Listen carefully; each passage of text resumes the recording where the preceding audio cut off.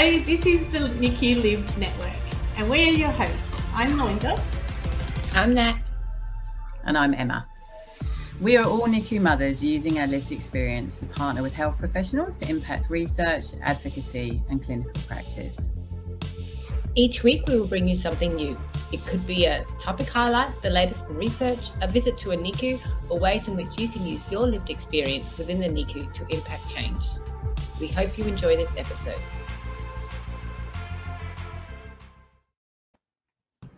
Well, hello and welcome to this episode of the NICU Lived Network. You have Nat, Mel and Em. Hi, ladies. Hello. Hello, everyone. And we are joined by two really special guests. One's very familiar to everybody, Dr. Brett Manley. Hi, Brett. Hi, everyone. And for her first time, Dr. Clare Whitehead has also joined us. Hi, Clare. Hi everyone. This is fantastic. So the really great, I guess it's a really great balance because both of you are doctors from the Royal Women's in Melbourne, but Clare, you're an obstetrician and Brett, you're a neonatologist. So it's absolutely fantastic balance. And I really wanted to welcome everybody today because it's World Prematurity Day, which is a global awareness day on everything that happens in the premature space across the world. 15 million babies every year are born early. So it's amazing, how many families, I guess, experience what we've gone through, but also to be able to talk about the wonderful work that's happening. So we are talking today about PLATIPUS, which stands for Platform for Adaptive Trials in Perinatal Units. And this is a really new concept. For us, I know as parents, it's something that's new to us. And I think it might be fair to say from what I've experienced from when it's being presented, and Brett, I've seen you present this a couple of times now in the neonatal or the health professional space, that there's a little bit of buzz about PLATIPUS and the innovation behind it. So we're going to hand over to you guys to explain to us, for parents and for those with adults born prem, everyone that with lived experience, what PLATIPUS means. So yeah, go for it. This is amazing. Well, thanks so much for having us on World Prematurity Day. It's a real honour to be here and talking about research to help premature babies. So I guess, as the three of you are well aware, it's really challenging doing research in the perinatal space, that is, in mothers who come in at risk of having a preterm baby or unwell, and then in the preterm babies themselves. There's often a lack of time, it's stressful, there's a lot going on, mums are in labour, little babies are being born and being taken off to the nursery or the intensive care unit. And so doing research in general in this space is really hard. And on top of that, it takes a really long time to do the clinical trials that we do in this space. Melinda, you've been part of some clinical trials, and Nat and Em, you might have as well, that you've seen how long they take. Sometimes they take 5 or 10 years for us to do a standard clinical trial to get one answer, which could be that a new treatment works or that it doesn't work or that it was harmful. And then you go again and do another trial to try and find the next thing that does work. So I guess for that reason, we've been looking at ways to do research differently and research more efficient, and particularly ways that we can all work together as health professionals around Australia and New Zealand to really answer the big important questions.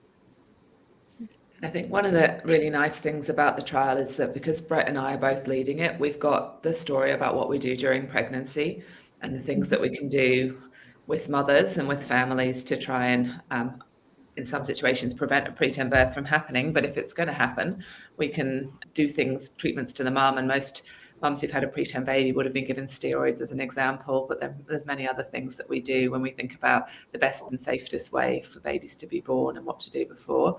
And so with this platform, we're able to look at what we're doing during pregnancy, what we're doing at birth, and then what we're doing in the nursery, and how it all ties together to give us answers about what we can do to make the outcomes better for baby. So rather than often when we do a trial, we just look at one part of the story and we say, what happens if we do this in one way or another way? And how does that impact outcomes? But it doesn't really tell us how all the different things that we do across the journey of a baby, both during pregnancy and after birth, how they all impact on each other and how they affect the health of the baby after birth. And 2 years and at 5 years old, and as that child grows up. So this is a really nice way of us being able to compare lots of different things at the same time, but also looking at that transition period from pregnancy to being a preterm baby and what we can do to make that better. Just a question from my side. I'll probably have 100 questions, but Platypus, how long has Platypus been, when was it started? And how did it start? I guess I'm really interested to understand that as well. Well, it started with an idea, and I guess it really stems out of COVID, to be honest with you, that some of the big trials during COVID, when the pandemic first hit, and in particular a very famous one out of the United Kingdom, was this new design of trial called adaptive trial. And what they were able to do was get answers very quickly to which treatments worked and didn't work for COVID.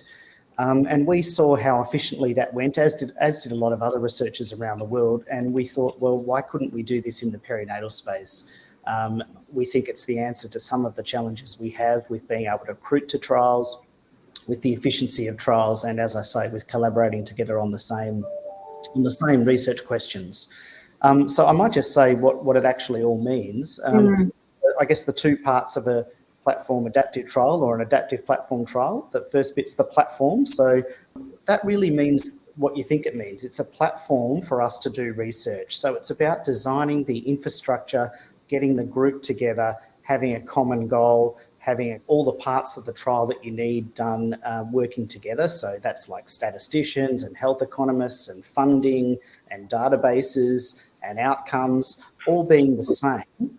And then the adaptive part of it is the fact that you're able to test multiple things at once, or if you like, do multiple little mini trials within the platform where you're able to get answers to more than one question at a time, and also have the ability to see what things are working and what things are not working, hopefully much more quickly than you would in a standard trial. And then if they're not working, move on to the next thing, or if they are working, then the ability to make them standard practice straight away. So if you find that something works well, then all the mothers and babies in the trial receive that treatment, and then you move on to the next idea for what else could be done differently. So it's sort of this ongoing, if you like, trial that just keeps running and keeps asking questions and keeps answering questions in sort of an ongoing fashion. So what does that look like for a family, like in the NICU? So do they say yes to being part of Platypus, who, from my understanding, would then house multiple different trials that will roll through? So they're saying yes to the multitude of trials that their baby can be part of? Like, what does that look like? So either during pregnancy, when we say, look, you're at risk of having a preterm baby, let's have a conversation about what Platypus is, we'll be able to explain to families what the goal is, to help them understand how it works and what it will look like for mums and for babies. And then we'll ask them to join the platform and say, look, if you fit eligibility, would you like to be part of this?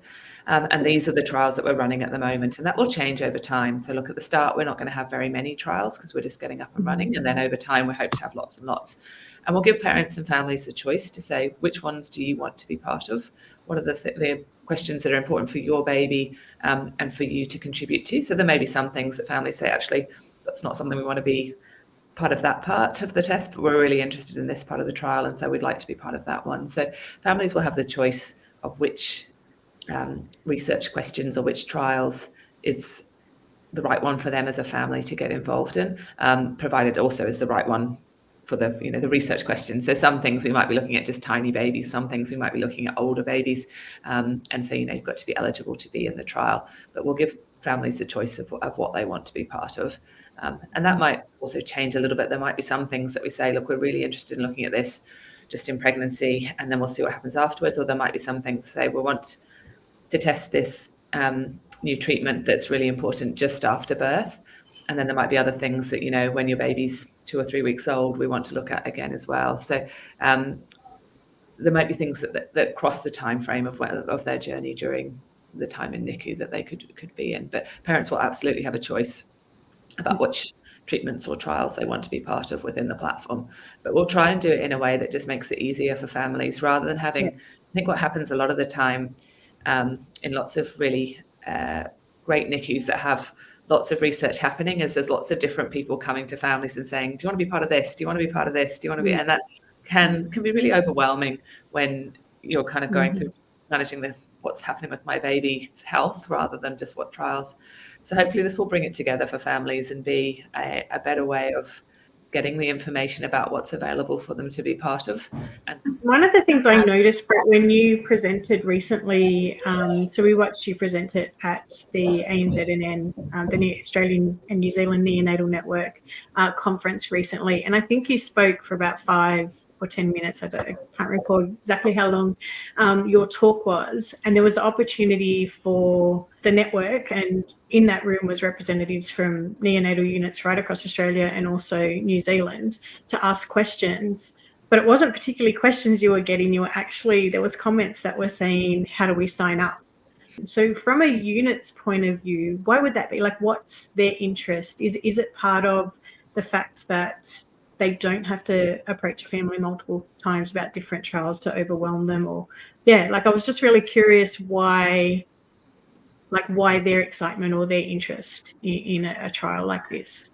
Hopefully they're excited for the same reasons we are. You know, this is an opportunity to really work together to answer some of the big questions that have remained unanswered for decades, because it's just been too hard for anyone to go out and design a trial that can answer some of these questions. And we might touch on how that might work in a minute. I think also it's the opportunity for everyone to work together for a common goal. There are rarely trials where we all do that. You know, there's 30 or more neonatal intensive care units or tertiary perinatal hospitals in Australia and New Zealand, and it's rare to have everyone working towards the same thing. And this is an opportunity to have Platypus embedded in all of those hospitals, and then they can choose which sort of trials they want to take part in, but it really is an opportunity to work together. And I think people can also see how attractive this concept might be to the community and to funders. You know, it's really hard to get the money to do trials to improve outcomes for preterm babies. And they can see that if the infrastructure's all there already or the platform's all there already, it might be easier and less expensive to convince funders to provide the money to do the individual trials within the platform. Are you finding that units are doing localised trials then rather than on a, you know, on a bigger scale? So different trials, different hospitals at the moment? Sorry, I just missed that, Emma. Sorry, say that again. I was going to say, at the moment, is it each of the units running their own separate trials, and they might be different depending on which hospital you're in? Is that right? Whereas with Platypus, it means that you can literally have the whole of Australia all working on the same research project at the same time. Yeah, well, in fact, all of Australia and New Zealand, at least to start with, and then maybe beyond. But yes, you're right. So at the moment, different hospitals or different groups of researchers are doing their own things. They're also collaborating. There are trials where we have 5 or 10 or 15 or 20 hospitals all working together. But as I say, it's rare to have everyone working on the same thing. Platypus won't replace all the trials. There'll just be some really big questions that run into Platypus that we'll be able to answer together. But there'll still be plenty of opportunities for the infinite number of other questions to be answered in the usual way by other trials. Yeah. I think people are excited just about the fact that we're all working together, and, you know, that it's something that's got longevity to it as well. I think that's what's making people excited is, you know, everyone's got a buy-in. So we want buy-in from the clinicians in the hospitals, but also families in the community as to what are the important things that you want us to answer, how do you want us to answer them, and what are the outcomes that families care about. And we've been putting all that into the way we're designing it, and making sure that it's going to work. But it's really just a chance for us all to be working towards the same goal. And I think that's really quite exciting. And that efficiency of being able to achieve it sooner, better, and from a funder's point of view, cheaper, means that hopefully we get those answers that matter, and we improve outcomes sooner by using this kind of approach. So it's exciting that there is a bit of a buzz around things. So is Platypus as a platform something that already exists or in development, or something that's been funded, or like how far is it? Well, it already feels like it's been going for a long time for us. We've been working on it, as have others, including Melinda, for a good 2 or 3 years now, really, from the time we first talked about it. We are funded to get the trial up and running, which is actually quite unique. It's not very often that researchers get money to build something. Usually it's to do something. But we were actually able to get an MRFF grant to build the platform, and that's what we've been spending an awful lot of time doing over the last few years. So we're just about at the point now where the platform is built, and we're almost ready to start those trials, hopefully in the next 6 to 12 months, to see how it all works. And then I'm curious as to like the trials is if a parent says yes to to joining Platypus, do they already have like a very firm sense of these are the list of trials that you could potentially participate in, or is it like come back in 6 months and there'll be a refreshed list of trials to potentially participate in? Like it's kind of grappling as to how much do parents know about the trials when they first join up, or is it something they need to check in every couple of months? So most of the trials that we're going to be looking at are the things that are quite short-term trials. So there'll be things that are happening now. So while you're pregnant, or while your baby's in the nursery. So it's not what we'll be doing down the line. When we're asking for parents to sign up, we're putting together some videos, and we'd love if you live to give us some feedback on them, and for everyone here to kind of get involved in telling us whether they're useful or not. But our goal is that there'll be some information that you can read, but the website will also have quite a lot of information that families can use to understand what we're asking of them. So there'll be information about Platypus and how the platform works, and then there'll be information about each of those individual trials that we're running, so that families can look through that and see what they're signing up for. We're not asking people to sign up for anything they don't know about. So they'll be able to see and get a bit of a basic understanding, and then obviously talk to the teams at the hospitals to get more information about the ones that they're interested in and the areas that are important to them. So when you sign up, the way we've designed it at the start, it's all relatively short-term things. So, if you're 28 weeks and you start having contractions, or we say, oh, look, your baby's likely to need to be born in the next 3 or 4 weeks, we'll get you involved in the project then. We'll let you know about it before, but we won't actually say join in until that we think you're actually more likely to be at risk. And the same in the nursery. Like, it's a case your baby's been born, these are the things that are coming your way. What would you like to be part of? And then most of those trials, although we're talking about things adapting and changing, they won't change super fast. So for your baby, there will only be a certain number of things that you're able to be part of. A family coming along in a year's time might have a different set, but it wouldn't be the same for your baby. Whatever you sort of know about at the start would be the whole journey in terms of what options there are for trials, and what we want to do in terms of following up your baby afterwards. We'd give you all that information at the start. But over years, what's in the platform will change. And that's because you'll be able to get answers for what's being researched. Once we've got an answer, we don't need to recruit. So one of the other like really exciting advantages about the way that we've designed it with this adaptive design. So normally what happens with a trial is you say, okay, we don't just make it up, but we say, we think we need 2,000 babies to be in this trial to see a 20% difference. And so you recruit 2,000 babies, and when you've got your 2,000 babies, you look at the data and you say, did we see a difference or not? And was it as much as we thought it needed to be for this to be meaningful? But it's possible that information was actually available after just 500 babies, but you don't look at the data until you get to the 2,000, because that's what normally happens with the way that we've done trials in the past. So the way we've designed Platypus is that we actually look at the data at regular intervals. So we're kind of having a sneak peek into the envelope to see what the results are. And if the result tells us that a treatment's better or worse or dangerous, we'd stop. We've got the answer. And that may be at 200 babies, it may be at 800 babies. We may need to go more than the 2,000. We might need to keep going when we get to 2,000 to get to the answer. But we might get there sooner. And so once we've got the answer, we don't need to recruit families to that trial anymore, because we've already got the information. So we stop and we say to all the hospitals that are participating and published internationally, and we say, we think this is the best treatment based on the information that we have, and we should all start using that to treat our babies. And that then frees up a gap for us to say, well, what's the next research question that we really need to look at? And it may be, well, we know that this drug is better, but we don't know which dose is better. So maybe we'll go on and look at that drug, but we'll check the dose. We'll look at a different dose. Or maybe we say, we know all we need to know about that drug now. Let's look at a different drug, or a different way of keeping babies warm, or a different way of caring for their skin, or a different way of stopping you having a preterm baby. But we can change it just by looking more closely. We can adapt in a much shorter time frame rather than just waiting till the end and then finding out whether it was beneficial or not. So that's why things will change over time.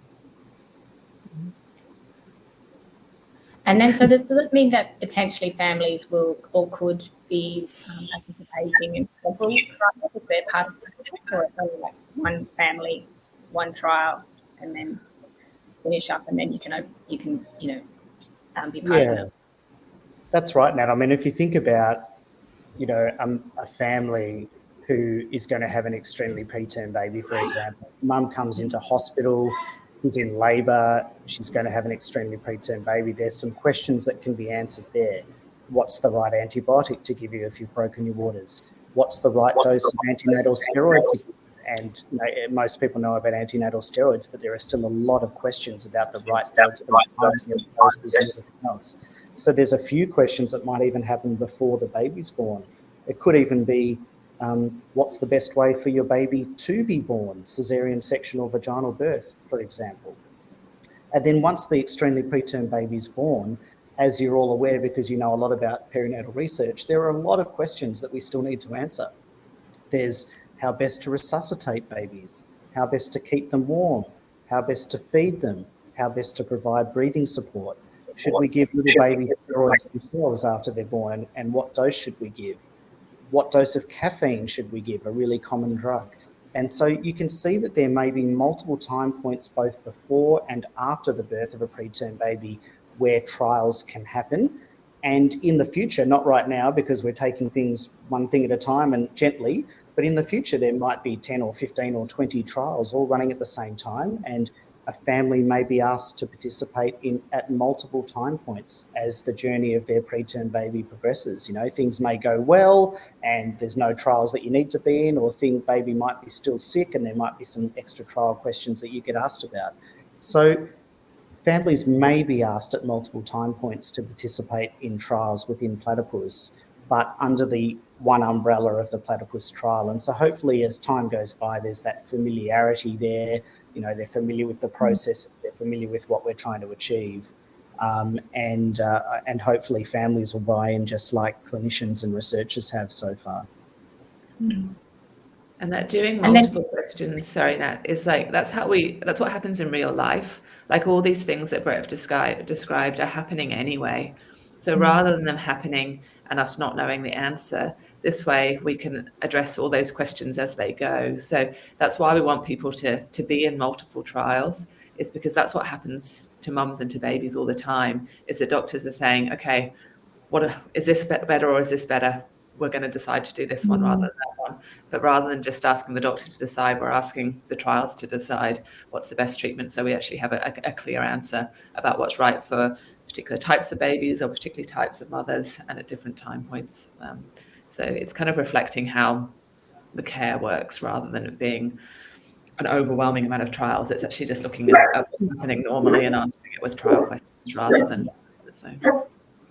And then Claire, I think that I just picked up when you were talking was that that potentially you could come to a potential trial could kind of realise we've got enough in the recruitment, we don't need to bring any more people in, now implement the finding. Is that so? You anticipating that actual implementation will happen faster for certain findings?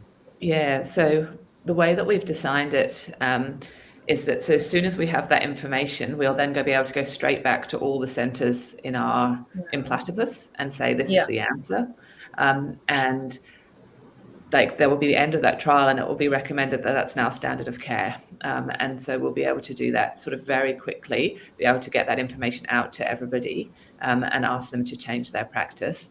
We're also working very closely with people that write important guidelines, so the guidelines in Australia and New Zealand and the WHO guidelines and those kind of things as well, just so that they have an oversight of the data that we get, so we can tell people, not just in Australia and New Zealand, and not just those that are in Platypus, but we can tell people more globally what we've found and recommendations based on that as to how they should change their practice based on what's coming out of this.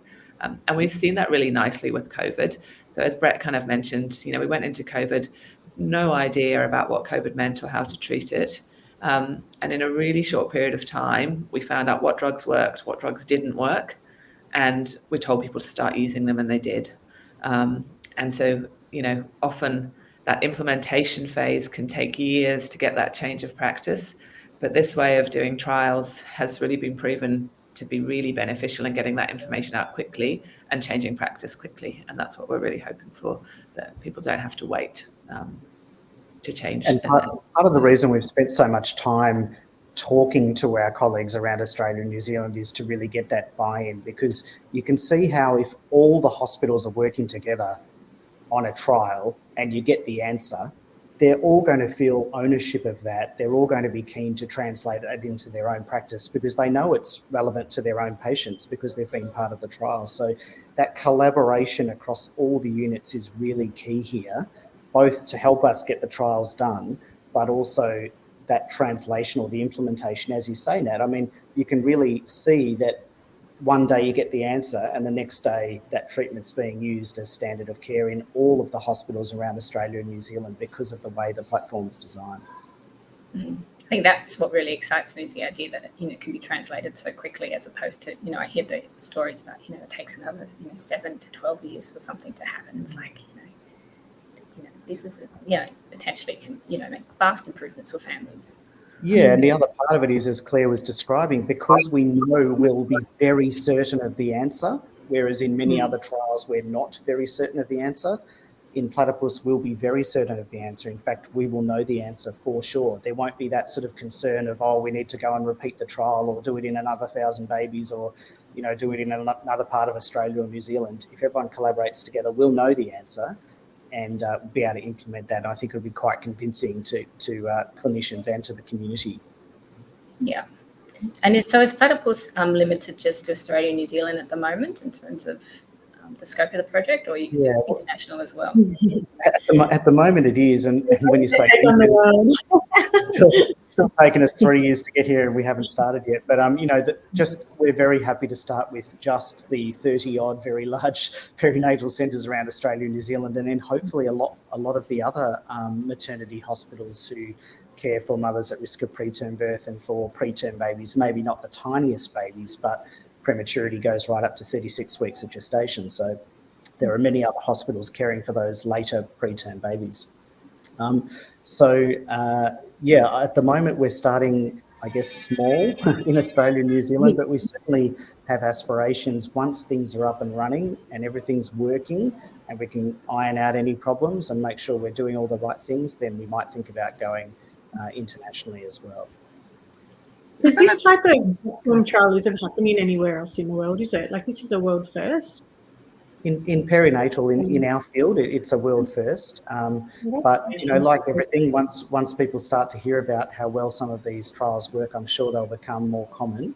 But again, we're trying to get the buy-in of all of the centres in Australia and New Zealand now. The worst thing that could happen would be 20 different platform trials happening in Australia, all trying to do different things. So hopefully we can get everyone to work together on this one and answer the really big questions.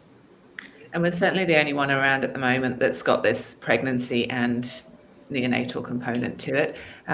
Some people in other countries are looking at maybe just one particular disease pathway that might happen to babies. And so they're doing a platform trial around a very precise area, whereas one of the other great things about it is we're looking at the global health of the baby. So we've come up with a new way of sort of measuring outcomes from a clinical trial point of view as well, which is looking at how well is the baby in all aspects of the baby's health, not just focusing on brain injury or focusing on lung disease. We're looking at all of the things that parents and families have told us matter, both in the short term, as when your baby's in the NICU or when it just is getting ready to go home, but also how they feed into how your baby's going to do at school and things as well. So I think that's also really unique and really powerful part of this trial, is that ability to look at all of those features that I think probably matter more than just picking up one of them and saying, you know, we've made this bit better, but we don't know what happened to all the other things. So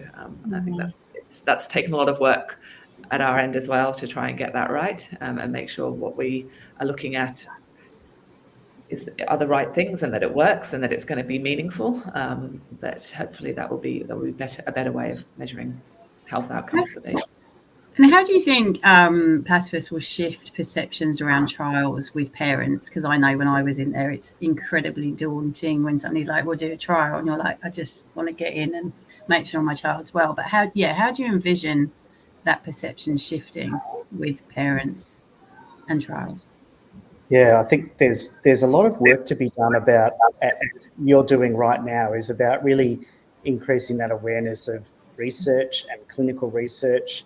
And, you know, when you start saying, oh, doing research in pregnant women or tiny babies, you know, for many people that's really daunting, but it's just our lives. That's what we're used to doing. And it's really about getting the message out there, as you've been doing with your podcast, of there is uncertainty. You can do things in different ways, and we need to find out what the best way to do them. And the way to do that is through research. And so I think firstly, it's just about raising that community awareness, lots of advertising, lots of discussion, lots of multimedia, lots of social media, you know, lots of handouts and posters and all the rest in the hospital. So we really raise that awareness. I hope that as time goes by, if Platypus is working really well and we're getting some big answers, that always helps. So people will see that it's working and that we're really improving the care of families and mothers and babies. And then hopefully that will mean that people are more likely to take part as they see the benefits moving forward. And I think if we can streamline things for families so it's easier to understand what's happening, and like look at the big picture of what's going on in the trials that are happening in their hospital, hopefully that will make it less daunting. And we're really keen to work with all of you to get that right. So it's no point in me and Brett making up what we think is going to be the best process. It's got to be you guys that are telling us this is how we want it and how it will work for us to make it more easy to understand, easy to sort of see what we're doing, easier to get involved, not be daunted about whole loads of paperwork that, you know, sometimes can just be overwhelming when you're worrying about your baby and someone comes with a 12-page consent form. So the last thing you want to do is to read all that. So we're looking at ways that will make it better experience for parents to be part of a trial. And also the other part of that is the follow-up of babies. So we know that lots of hospitals are very good at following up certain high-risk babies, but a lot of babies don't always get follow-up as they get older. And pulling this all together, you know, we won't do the same intensity of follow-up for babies that are born at 23 weeks and babies that are born at 36 weeks, but there'll be an opportunity to be part of that and part of that community and give parents that reassurance that we care about what happens to their babies as they get older and ask them to be part of that as well. And hopefully that'll be attractive to families. I think that's quite important rather than the now or the future as much as anything as well. We're keen to hear from you what works. I just think that, like, when you guys talking, I was like, oh, I hope they extend it to, like, you know, the early years, because it'd be great to, have a bit more in relation to that. And the other question is, and I know it's probably a bit too early, but do you have a sense of kind of how many families you would need enrolled? Like, how big is your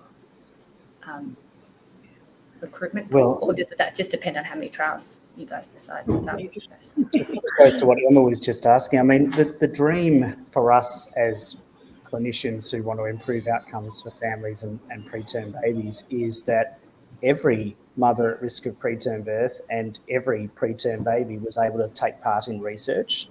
You know, that would really foster that sense of community and trying to achieve something together, but also would the fact that everyone was doing something would get the answers faster and improve care a lot more quickly for the preterm babies.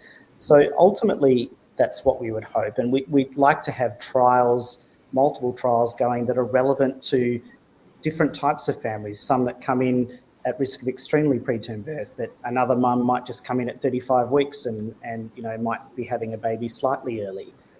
And similarly for the babies, we've got babies born at 22 or 23 weeks, but we've also got preterm babies being born at 34 or 35 weeks. And whilst they don't have the same risks that the really tiny babies have, they still have issues of having to go to the nursery, having to have their blood sugars checked. Maybe they need some breathing support.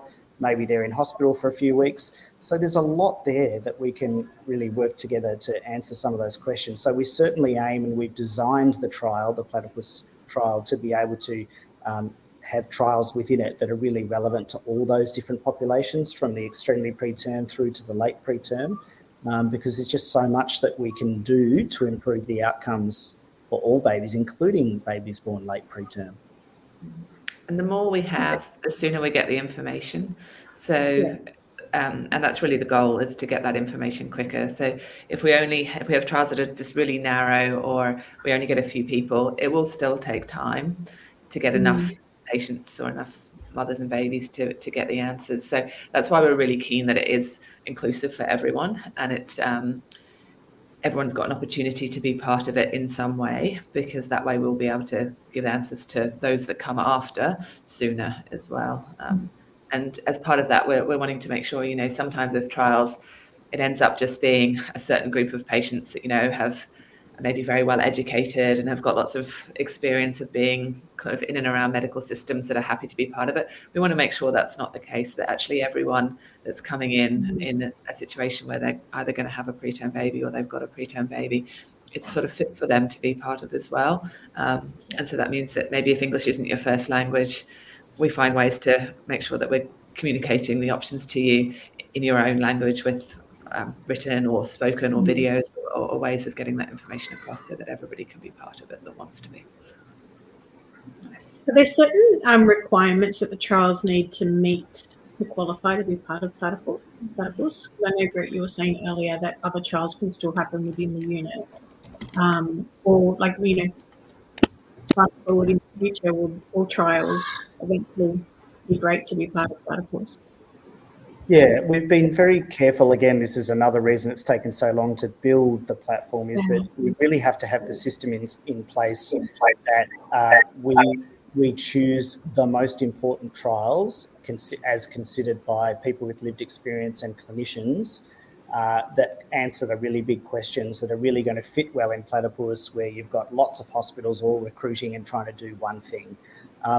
Claire mentioned the special type of outcome that we've designed, and again, that won't fit for every type of research or for every question that's out there, but it will fit really well for the big questions, particularly in the very preterm babies.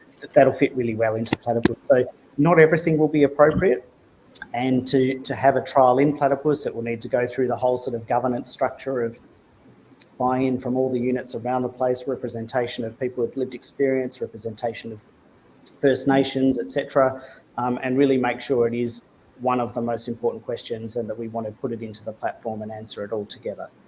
So there'll be certainly a system to go through to do that. Does Platypus have a lifespan? Well, are you asking me about the animal or the platform? Are you guys only allowed to, is it for 3 years, 5 years, forever? Or? We want it to keep going, and that's the goal. So it's not the Brett and Clare trial. It may destroy us in the making, but it's really there for working very closely with the PSANS and the Impact Network to make sure that it's fit for purpose to outlast us. So, I mean, the reason to stop it would be when you've answered all the questions you need to answer about preterm birth. And so I think we're a long way off that. That probably won't be in our lifetimes. Or if we don't have funding to do it, I guess is unfortunately the reality. So there's got to be money to run the trials.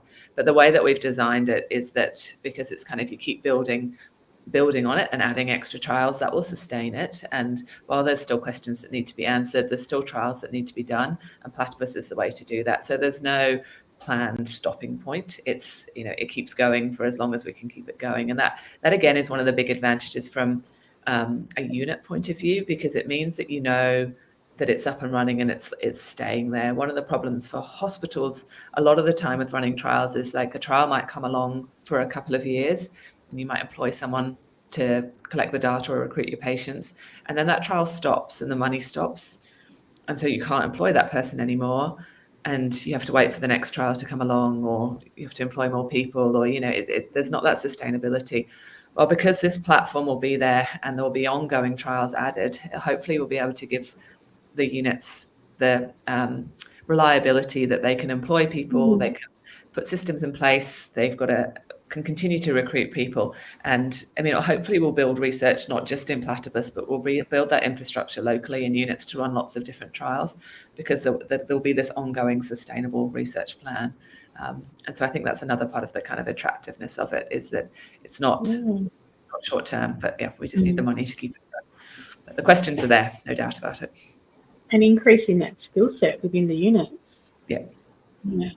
Yeah, and even, you know, Claire and I have learned so much about clinical trials from this process, and just getting the expertise from around Australia and New Zealand all together, you know, particularly the statisticians. We haven't gone too much into the statistics, and please, let's not, because it's very complex.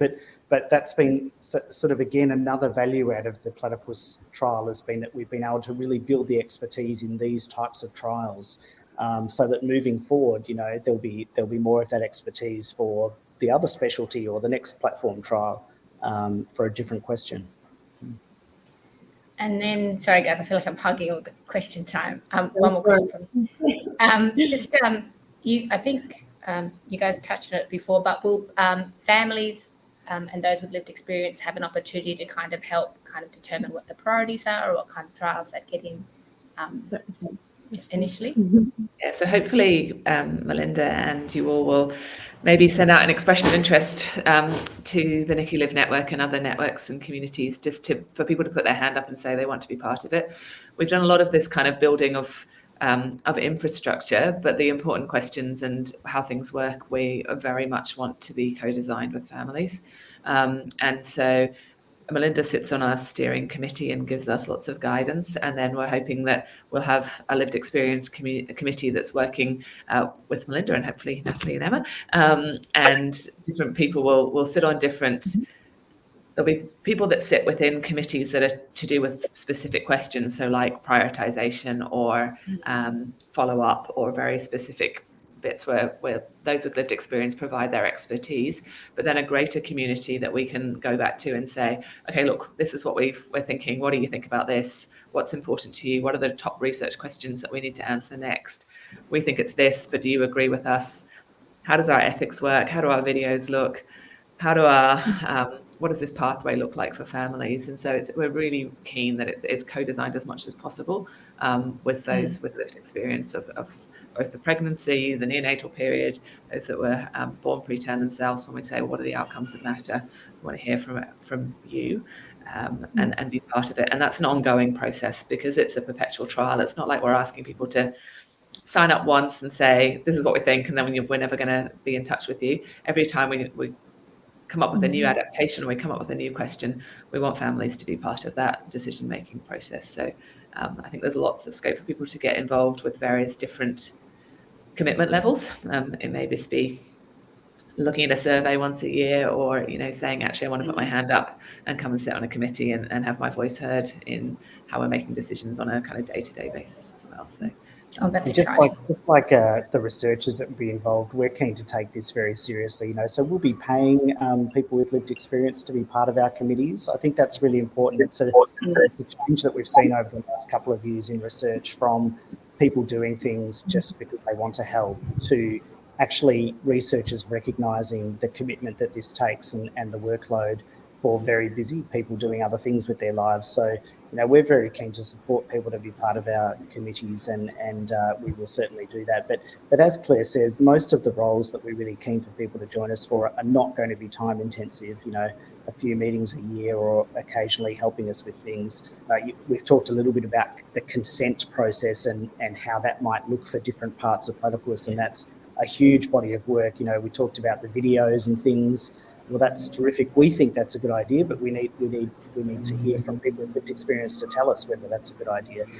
So there's just so much there that we need help with. So if you're listening to this, please, if you think it sounds interesting, reach out. We'd love to have you as part of this really exciting project. Yeah, I'm really honoured and just blown away to be able to chair a committee like the Lived Experience Committee, and know, we recently took, so if people watch our episodes, we had an episode called 3 Ways or 3 Opportunities to be involved, and Platypus was one of the opportunities that we talked about. And I think even for myself, being in this space for just on 10, nearly 11 years now, to see the actual response of parents that actually want to put their hand up and say, you know, I've been there, how do I get involved? And going through those expressions of interest is absolutely heartwarming. So yeah, I just think it's absolutely amazing where this is going to go. Like it's such an honor and a privilege for us to be part of something like this. So you mentioned earlier the different trials. Do you have examples of what's happening in the pregnancy space or what a trial would look like in the unit? Yeah, so we've got the first two kind of lined up that we're going to look at first of all. And as I say, we're sort of starting slow. We'll get them going and then we'll look at the other ones. And we've got a kind of an idea of what we think might come next. But the first one we're going to look at in pregnancy, Brett touched on briefly, is antibiotics for mums that break their waters prematurely. So we know that at least a third to almost a half of those women that go into preterm labour will break your waters before you go into preterm labour, and sometimes that can just be hours before, but often it's days before. And what happens at the moment is you would normally go into the hospital, they'd check you out, and then they'd give you antibiotics and say this is to try and keep you pregnant for longer, and to try and prevent infection in the mother and the baby. But what we don't really know is what the right antibiotic is. So at the moment, we're using antibiotics that were tested over 20 years ago. And they've never been tested head-to-head. There was one trial that looked at one antibiotic versus no antibiotic, and having an antibiotic was better, and another trial which looked at a different antibiotic versus no antibiotic, and obviously the antibiotic was better. But which antibiotics are better than another antibiotic, we don't know about. So we've surveyed doctors across Australia and New Zealand and said, what are you doing currently? Which antibiotics are you using? And everyone's using different things. So at the moment, if you go to my hospital, you'll get one treatment. If you go to the hospital 5K down the road, you'll get a different treatment. 10K down the road after that, you'll get a different treatment. So we think that's a question that we really need to answer better, to say which one is better at preventing infection and leading to better outcomes for mothers and babies. And so that's what we're going to ask first. And we're going to use the main antibiotics that we're using in the clinic at the moment. So, you know, whether you come to my hospital, one down the road, you would have ended up with one of these anyway. But we'll be testing them in a proper trial format so that we can actually figure out which one's best. And so that's the first thing we're going to do in pregnancy. And then Brett's got a plan for what to do in the nursery. I was just going to say, Claire, the way you just explained that really nicely illustrates how if you walk into a different hospital, you get a different antibiotic. So we need people to understand that, because now we can say, okay, which one's actually best, and let's get everyone doing the same thing. But people may not realise that we're giving different treatments in different hospitals for the same condition, and this is exactly what we're doing. And to be part of Platypus and to answer that question, everyone in the trial is going to be getting an antibiotic that is being used and is known to at least work fairly well. But one of them will be the best. One of them will be the best way. And we need to work out which one is the best way and stop doing different things and all do the same thing once we know what it is. In the preterm baby space, so in the NICU space, the first trial we're going to look at is the doses of caffeine. Now, the three of you may be familiar with the use of caffeine, but this is might be a surprise to other people. There's one of the biggest and best trials ever done in neonatal was looking at caffeine being given to preterm babies because it stimulates their breathing. Just like when you have a cup of coffee when you're tired, it stimulates you. It's been shown to stimulate the breathing of little babies, and it stops them having these pauses in their breathing where they tend to pause and then their oxygen levels go down, and sometimes their heart rate drops for a bit and then it comes back up, or sometimes they need breathing support if they're doing that a lot. And that very famous trial, again, a bit like Claire's story from 20 years ago now, showed that giving caffeine to very preterm babies compared with not giving them caffeine not only helped them with the pauses in their breathing, but it actually improved their breathing outcomes, something we call chronic lung disease. It's one of the only treatments ever been shown to improve the rate of chronic lung disease. But what's really amazing about that trial from 20 years ago, and Nat, you were talking about this, they followed those very preterm babies up until they were 2 years old, and then 5 years old, and then 11 years old, and they showed sustained benefits right through childhood just of having been given caffeine in the neonatal period. That's amazing. So caffeine, even the WHO now says caffeine is one of the most important medications. All preterm babies should be getting caffeine, or all very preterm babies should be getting caffeine, and that's what we do. That's not even a question. Everyone gives caffeine. But a bit like Claire and her antibiotics, we surveyed all of Australia and New Zealand, and survey says everybody is doing something different. So one of the things that doctors tend to say to themselves is, if a dose of a drug is good, giving more might be better. And there's been some small trials and studies showing that giving more caffeine may in fact be better, but there's never been a big trial like the one that was done 20 years ago. So we want to take different doses of caffeine, starting with what everybody's already been using from the original trial, and then slightly higher doses of that caffeine to see, yes, in fact, does giving more caffeine improve outcomes? And that's an example, again, where we'll have to work together. The original trial had 2,000 babies and took many years to complete. We're probably going to need a similar amount of babies in the platypus trial to show what the best dose of caffeine is. But again, that's an example where parents may not understand that if your baby's in one NICU compared to another, you'll be getting different doses of caffeine. So it's not a stretch to see how they will just give random different doses. Let's actually study it and work out what's best. I think they're both really... Sorry, Nat. Oh, no, you go first. You go. I was just going to say, I think they're both really amazing examples, Claire, when you said earlier that all these things are happening at once. That happened, both those scenarios completely happened with me. So my waters broke, and then the baby didn't get delivered to 2 weeks later, and I was on antibiotics to help prevent infections. And then I remember when Dylan was in the NICU, having that discussion. Like, I was so surprised that he was given caffeine, and I remember laughing at the time, thinking, but I stopped coffee. I thought we had to stop coffee. I mean, I could have been having it the whole time. But yeah, like that, like learning that was really important, but having no idea that had he been delivered at a different unit, he still may have like been given caffeine, but it would have been in a different way. So yeah, like you're absolutely right. All these, things are all happening at once. So that's what I find this whole concept of platypus so fascinating, and I think it's absolutely amazing. And you can see how, whether it's the mothers or the babies, in these first two examples, everyone's still getting treatment that is known to be beneficial. No one's missing out. No one's getting something. No one's getting a placebo. At least in these trials, that may happen in others. But you can see how we're just sort of tinkering around the edges of just getting the dose right or getting the antibiotic right. But people are still getting active treatment. And so we hope that once we make that clear, and if we explain ourselves well enough, that people will understand that's really important. But how come it's crazy when you guys are explaining the antibiotic and the caffeine studies that need to happen. How come they haven't happened yet? So one of the problems is you need these big trial numbers. You need a way of running things efficiently, and it's hard to recruit big trial numbers and to do it time and again. So really the only way of answering these questions is with the type of trial design that we've come up with. And so people haven't been doing this type of trial design really. It's sort of, they've been doing it in the cancer space. So a lot of people have been using this for looking at cancer drugs for sort of 10, 15 years, and we know the benefits there. But as we said, it wasn't really until COVID that it sort of came out of cancer to other people saying you could use this in different disease processes, and the opportunity that came there. And it's the only way we're going to get the answers is by doing it in an adaptive platform trial. And that's why there's been such a long time between it, because other people can do a little part of the question and they can answer little parts of the question, like maybe let's look at one of those drugs or just look at one of the comparisons.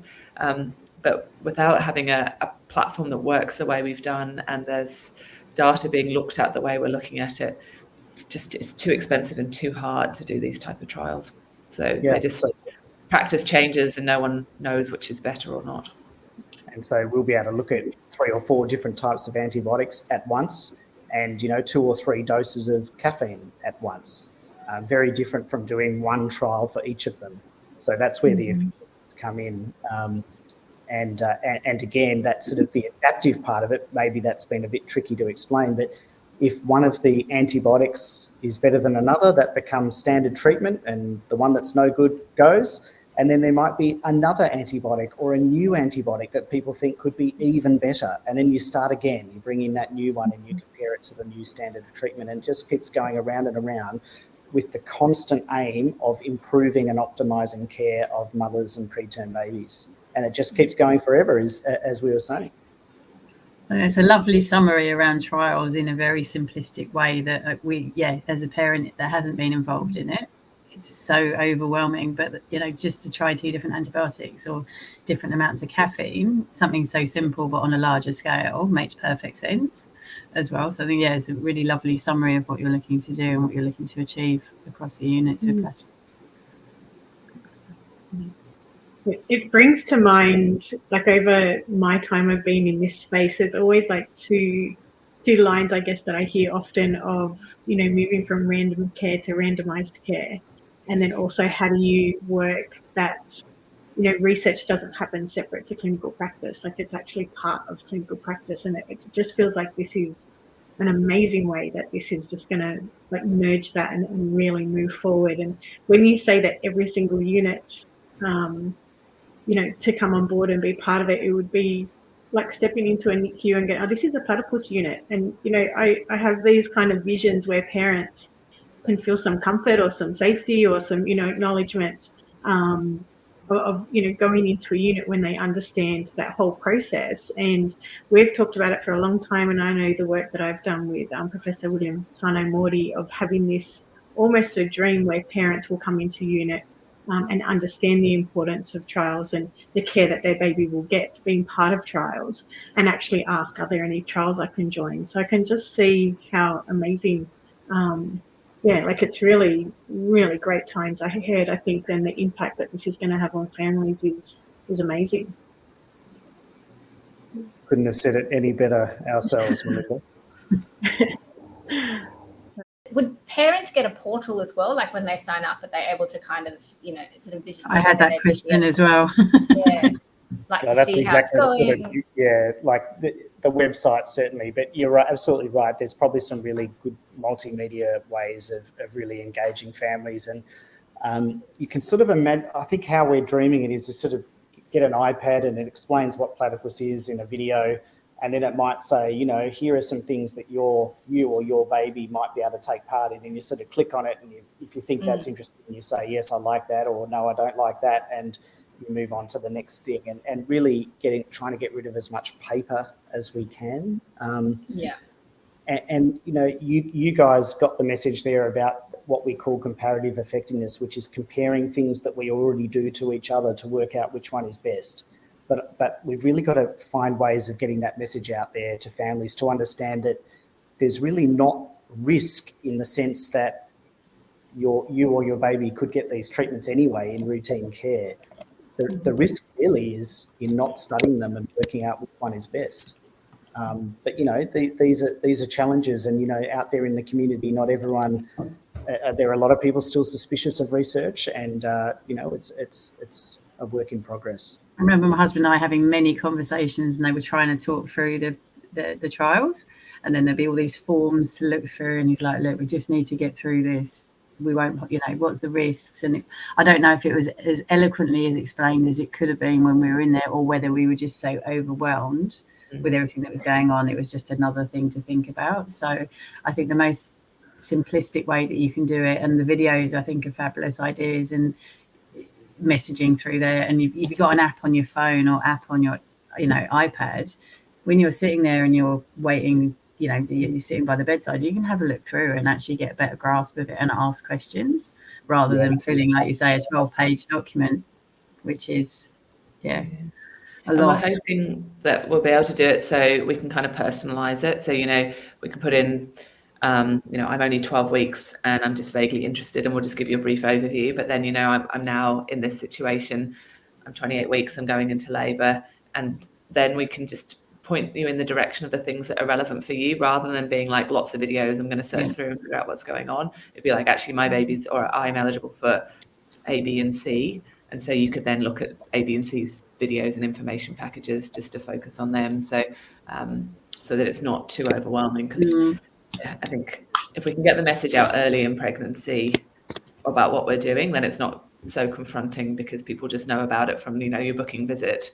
This thing exists, and I might be asked about it later on if prematurities comes up, and sort of really focusing on those. Like most of the bigger hospitals have high-risk clinics for people that have had a previous preterm baby and are at risk of having another preterm baby. So we can talk to those people up front really early on so they know about it, but also recognising that a lot of people who have a preterm baby never had a preterm baby before, and so not ignoring them and getting information out to everybody during pregnancy so that it's not coming as a surprise. Yeah. You can kind of get your head around it a little bit, and then if it's relevant to you later, then you kind of get the next level of information. I think early communication is really key as well, like you say, and relevancy to your pregnancy or your prematurity. I think that's key, rather than sort of going in, you're in there now, you're in NICU, you've got a 28-year-old, would you like to participate in this trial and this trial? And it's like, well, I'm not sure. That's why it's so good that Claire and I are working together. We'll cover the pregnancy side and the baby side. And, as I think it was Melinda was saying, you walk into a Platypus hospital, the obstetrician or the midwife starts talking to you about, you should download the Platypus app and see what you might be able to take part in. And then by the time the baby's actually born, the dream is they walk in and they say, oh, well, I've heard about your caffeine trial, or I've heard about you whatever. I presume my baby's going to be in that. So that would be amazing. Long way to go, but that's what we're aiming for. Oh, it's fabulous. But thank you, guys. I think it's amazing. It's exciting to think that that you can find the answers, that there's a way that you can find the answers quicker, and really important answers that need to be If it's okay, I might just finish by saying, it is a special day, World Prematurity Day. It's special to all clinicians working in this perinatal space, both in pregnancy and looking after premature babies, and that's doctors, nurses, allied health, and everyone around it that looks after families and preterm babies. So firstly, we're all thinking of you out there, and it's really great to get messages out there about improving care for preterm babies on a day like this. And we hope that Platypus is just one part of being able to do that. But thank you to NICU Lived for the opportunity to speak on this very special day as well. And hopefully there are people out there that hear this and want to get involved.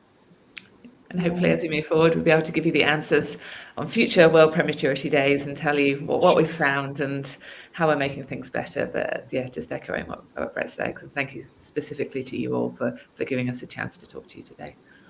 Oh, I think it's amazing. Thank you for the wonderful work you're doing for families. And I think this is going to be one of many episodes that we talk about platypus. And we'll definitely be having chats and discussions about the Lived Experience Committee that people can be a part of and what that looks like and the work that it's doing. And that's part of our dream, is opening that door and really being able to expose these kind of partnerships and the difference that they're making. So well, thank you so much. This has been absolutely incredible. See you guys.